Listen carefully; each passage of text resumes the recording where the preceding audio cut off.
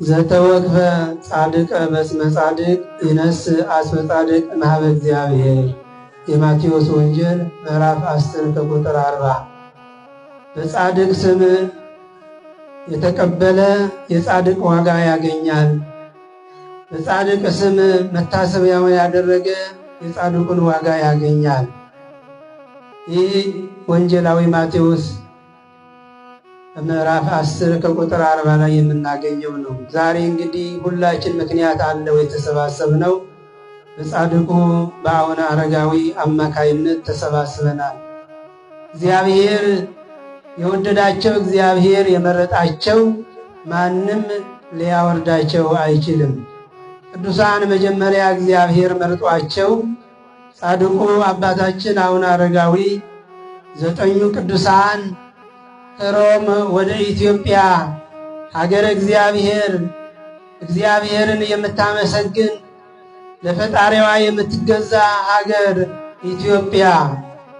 ኢትዮጵያ ታወጽእ እደዊሃ በእግዚአብሔር ብሎ እንደተናገረ ሁሉ የእግዚአብሔር አገር መሆኗን እግዚአብሔር ቅዱሳኑን አነሳስቶ ከሮም ወደ ኢትዮጵያ በኢትዮጵያ ምድር እግዚአብሔርን እንዲያመሰግኑ በኢትዮጵያ ያሉ ሕዝቦች እንዲባርኩ እንዲቀድሱ ከተላኩት ከታዘዙት መካከል አንዱ አባታችን አቡነ አረጋዊ ናቸው። እግዚአብሔር በጻድቁ ላይ አድሮ ተአምራት ይሰራል።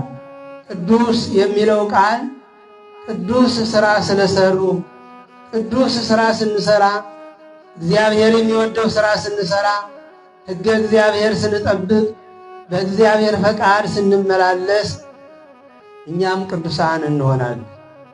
እነዚህ አባቶች አደ ኩሎ አደግነ ወተለውነ ድኅሬከ፣ ሁሉንም ትተን አንተን መከተል ከአንተ ጋር መኖር መረጥን ብለው እንደተናገሩ ቅጠል ተነጥፈው ድንጋይ ተተርሰው ግርማ አራዊትን ሳይፈሩ ዕለት ዕለት እግዚአብሔር እያመሰገኑ የሚኖሩ ከዚህ ዓለም የተለዩ ስለሆኑ ቅዱሳን ብሎ እግዚአብሔር ይጠራቸዋል። የተወደዳችሁ የእግዚአብሔር ቤተሰቦች እኛም እግዚአብሔር የሚወደው ሥራ ሰርተን፣ እግዚአብሔር የብርሃን አምላክ ነው፣ የሚከተለኝ ሁሉ በብርሃን ይኖራል፣ እኔ የሕይወት ምግብ ነኝ፣ የሚከተለኝ ሁሉ ለዘላለም አይራብም አይጠማም ይላል። ስለዚህ ሁላችን ደግሞ እግዚአብሔር የሚወደውን ሥራ ሰርተን ቅዱሳን ብሎ እግዚአብሔር እንዲመርጠን የአምላካችን መልካም ፈቃድ ይሁንልን። ምክንያቱም የተወደዳችሁ የእግዚአብሔር ቤተሰቦች እግዚአብሔር ስነ ፍጥረታትን ሲፈጥር ሰው ግን ለየት አድርጎ ነው የፈጠረው።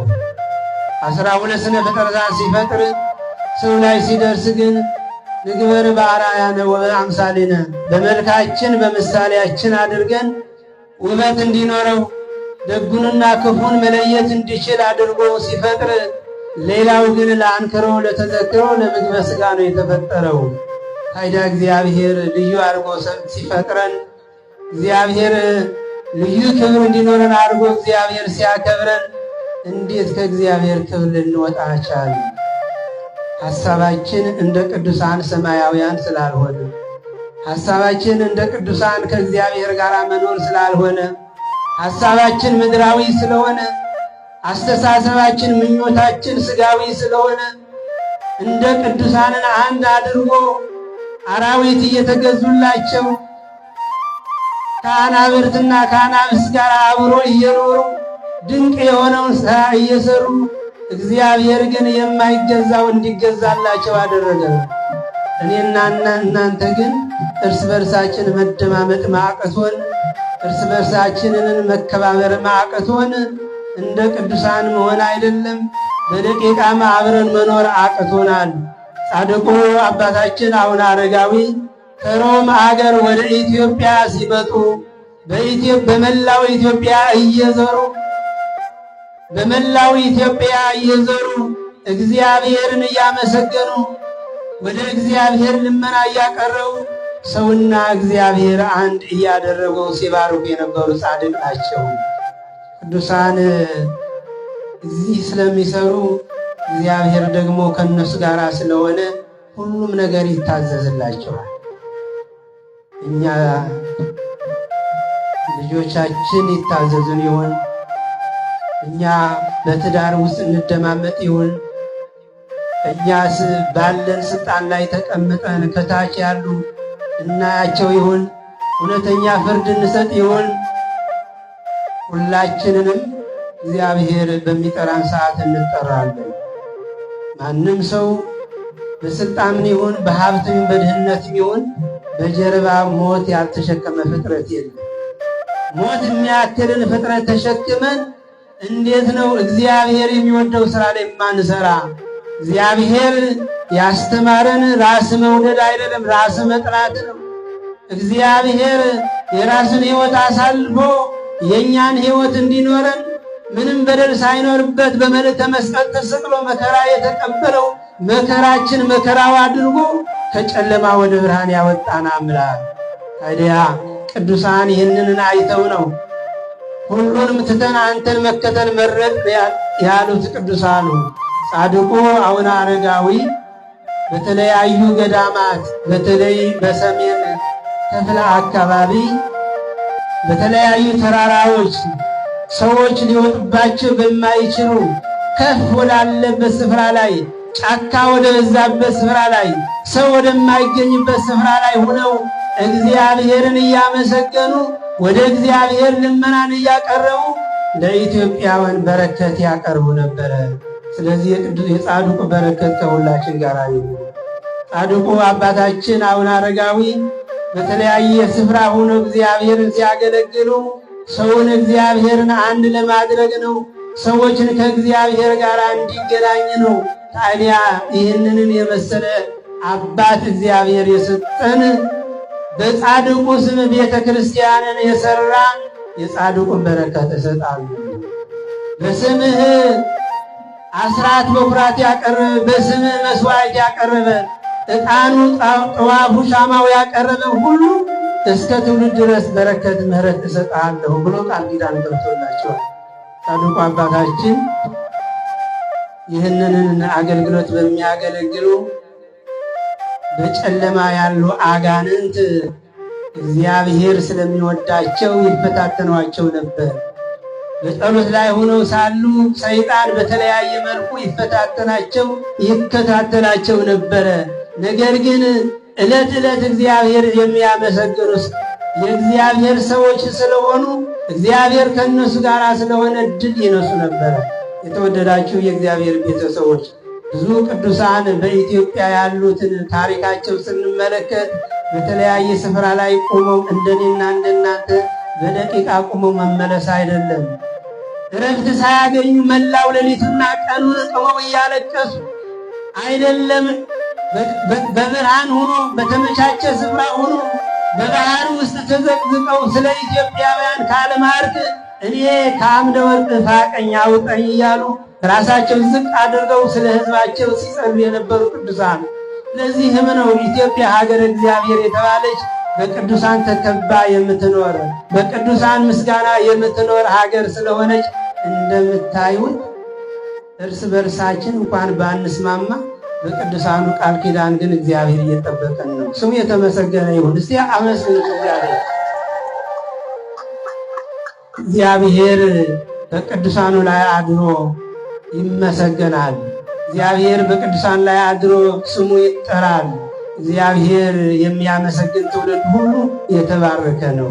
ታዲያ ከዕለታት አንድ ቀን ጻድቁ አቡነ አረጋዊ ከፍ ወዳለበት ስፍራ ተመለከቱና መውጫ የሌለው ገደል፣ ዙሪያ በገደል የተከበበ ነገር ግን ጌታ ሆይ ሰው በሌለበት ስፍራ ላይ አንተን እንዳመሰግን ከአንተ ጋር እንድኖር ወደዚህ ከፍታ ወዳለበት ስፍራ ላይ እንድወጣ ፍቀድልኝ እያሉ ይጸልዩ ነበር።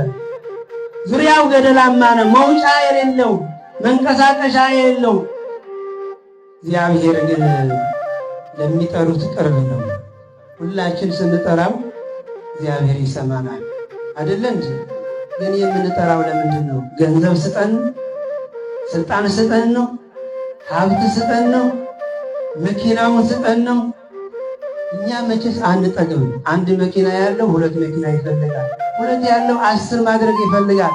ምንም የሚቀመስ የሌለው ደግሞ ከልብ ያለ ብሎ እግዚአብሔር ይጠይቀዋል። በጣም በብዙ ስልጣን ያለ ደግሞ አነሰኝ ብሎ እግዚአብሔር ይጠይቀዋል። ስንት አይነት ጥያቄ ነው ያለው። የቅዱሳን ጥያቄ ግን እንዲህ አይነት አይደለም፣ ሰማያዊ ይገኛል። ይህንን ደካማ የሆነው ሥጋ በዚህ ፈተና ዓለም እንዳልወድቅ ይህንን የማይጠቅም ሥጋ ላይ በዚህ ሥጋዊ ዓለም እንዳንኖር እንዳልረክስ ከአንተ ጋር በመንግሥት አስበኝ እያሉ ነበር የሚጸልዩ። በዚህ ሰዓት ጻድቁ አባታችን አቡነ አረጋዊ እግዚአብሔር ይለምን ስለነበረ እግዚአብሔር ልመናቸው ሰማና ዘንዶውን አዘዘላቸው።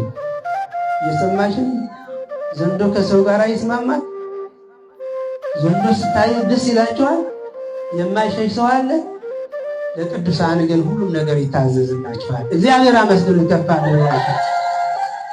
በዚህ ሰዓት ላይ እግዚአብሔር የለመኑትን ልመናቸው ሰምቶ ያንን ዘንዶ አዘዘላቸውና እንደ መኪና እንደ ሰረገላ ተሸክሞ ያንን ገደል ላይ አውጥቶ እላይ ስፍራ ላይ አስቀመጣቸው። ቤተ ክርስቲያኑ በዛው ስፍራ ላይ ቤተ ክርስቲያን ሰርተው በአራቱ ማዕዘናት ወደ ኢትዮጵያ ዙሪያው ሁሉ እየባረኩ እየቀደሱ ታላቅ በረከት ያለበት ስፍራ ሆኖ ተመርጠዋልና ይህን የመረጠው እግዚአብሔር ነው። በተለይ ኢትዮጵያውያን በተለይ በዚህ መሃል ሀገር ያለ ሕዝብ የተባረከ ሕዝብ ነው። በመንፈሳዊ ጉዞ ወጣቶች፣ እናቶች ያላያችሁት የላችሁ ብዬ አስባለሁ። ጥቂት ካልሆነ በስተቀር ይገርማል። በተለይ እዚህ ቆቃ አካባቢ ያየኋቸው ወጣቶች ከዚህ ሄደው እዛ የኖሩ ነው የሚመስሉት። በዛ በገመድ በጠፍር ነው ታስሮ ነው የሚወጣ። እዛ ያለ በረከት ግን የማያልቅ በረከት ነው። እዛ ያለው ጸበል ግን የማያልቅ ጸበል ነው። ቦምባ የለው፣ መስመር የለው፣ ምንም ነገር የለው። ዙሪያው ገደል ነው። በገመድ ነው የሚወጣ የሚወረደው። ነገር ግን እዛ ያለ ጸበል የማያልቅ ጸበል፣ በረከቱ ሰፊ የሆነ በረከት ነው። እግዚአብሔር በጻድቃን ላይ አድሮ እንዲህ አይነት ግሩም ድንቅ የሆነ ስራ ይሰራል። አመስግኑት እግዚአብሔር። ስለዚህ ሁላችንንም ጻድቁ አባታችን አቡነ አረጋዊ ዘንዶውን ይታዘዝላቸዋል፣ እባቡ ይታዘዝላቸዋል። ጻድቁ አባታችን አቡነ ገብረ መንፈስ ቅዱስ 60 አናብስት ይታዘዟቸው ነበር። አንበሳ ስጋ ነው የሚበላው፣ ነብርም እንደዛ አይነት ነው። እንዴት ይሆናል? እንዴት ምን የሚመገቡ ነው እያሉ ያስቡ ነበረ። ወይለንሶ ጸበለ እግርከ፣ አንተ የረገጥከው ትቢያ እየላሱ ይመገባሉ። አንተን የረገጥከው አንተ የቆምክበት ሁሉ እየላሱ ይመገባሉ። ከስጋ በላይ ምግብ ይሆናቸዋል አላቸው እግዚአብሔር። ተመስገን የእግዚአብሔር ድንቅ ስራ፣ እሳቸው የቆሙበትን መላ። ስለዚህ ቅዱሳን የቅዱሳን ስፍራ በቅዱሳን ያለው ቤተ ክርስቲያን በዙሪያው ላይ ቆመን ጸበሉ ስንጠጣ፣ ቃል ኪዳኑ ስንሰማ፣ ስናስቀድስ፣ በአባቶች ስንባረክ ይህ ምን ሆነ? ይህ ስፍራ ምን ማለት ነው? የጻድቁ በረከት ያለበት። እምነት ካለ እንድናለን። እምነት ካለ ይሰማናል። በእውነት እግዚአብሔር የምንጠራው ከሆነ ነገር ግን ሳል ይዞ ስርቆት፣ ቅም ይዞ ጸሎት እንዳይሆን ቅዱሳን በፍጹም ልባቸው ነው እግዚአብሔር ያመኑት። ስጋቸውን አድክመው ነው። በጫካ በግርማ አራዊትን ሳይፈሩ ነው። ቅጠል ተነተው በተመቻቸ ስፍራ ተኝተው አይደለም። ስለዚህ እኛ ደግሞ እውነትን ንስሐ ገብተን ቂም በቀል የሰይጣን ነው። አድመኝነት፣ መቀኝነት፣ ሸረነት እዚህ ሁሉ የሰይጣን ስራ። እግዚአብሔር ግን ሩህሩህ አምላክ ነው አይደል? የምትወዱኝ ከሆነ እርስ በርሳችሁ ተባረኩ። እኔ የሚወደኝ ምን እኔ የሚያፈቅረኝ ቢኖር መስቀሌን ተሸክሞ ይከተለኝ። መስቀል መድኃኒት ነው። መስቀል ሕይወት ነው። በዚህ መስቀል ጠላት ዲያብሎስ ድል ነሳለን። መስቀል መከራ ነው። መስቀል ሕይወት ነው፣ መከራ ነው። ስለዚህ እውነትም የእግዚአብሔር ሰዎች ሆነን ከክፋት መንገድ ተመልሰን እግዚአብሔርን ጠይቀነው ንስሐ ገብተን እግዚአብሔር ከለመነው እንደ ቅዱሳኑ እግዚአብሔር ይሰማል። ስለዚህ ብዙ ቅዱሳን እግዚአብሔር በእነሱ ላይ አድሮ ቃል ኪዳን ሰጥቷቸዋል። እናንተ ለሐዋርያት እናንተ ያሰራችሁ በምድር የታሰረ እንዳለ ሁሉ በሰማይ የታሰረ ይሆናል፣ በምድር የፈታችሁ በሰማይ የተፈታ ይሆናል። ለሐዋርያት ይህን ስልጣን ሰጥቷቸዋል። ቅዱሳን ደግሞ ይህንን መስዋዕት መከራ አሳልፈው በስማቸው ጽላት ተቀርጾላቸው በስማቸው ቤተክርስቲያን ተሰርተው በእነሱ ስም የዘከረ ቀኑ ጨለማ የሆነበት እጅና እግር የሌለው ምንም በደል ሳይኖርበት ለአንክሮ ለተዘክሮ እኔና እናንተ እንድንድንበት የበረከት ሥራ እንድሰራ ጾምና ጸሎት በጾምና በጸሎት ላይ ስንመላለስ ምን መሆን አለበት? ምጽዋት ያስፈልጋል። ለተቸገሩ ሰዎች ስናበልሳቸው ስናጎርሳቸው እግዚአብሔር ለዚህ ነው ተርቤ አብልታችሁኛል፣ ተጠምቼ አጠጣችሁኛል ብሎ እግዚአብሔር ከዚህ ዓለም ስንለይ የሚወቅሰን አብልታችሁኛል ብሎ ያመሰግናቸዋል። በቀኛል በግራ ያሉንም አላበላችሁኝ አልጠየቃችሁኝም።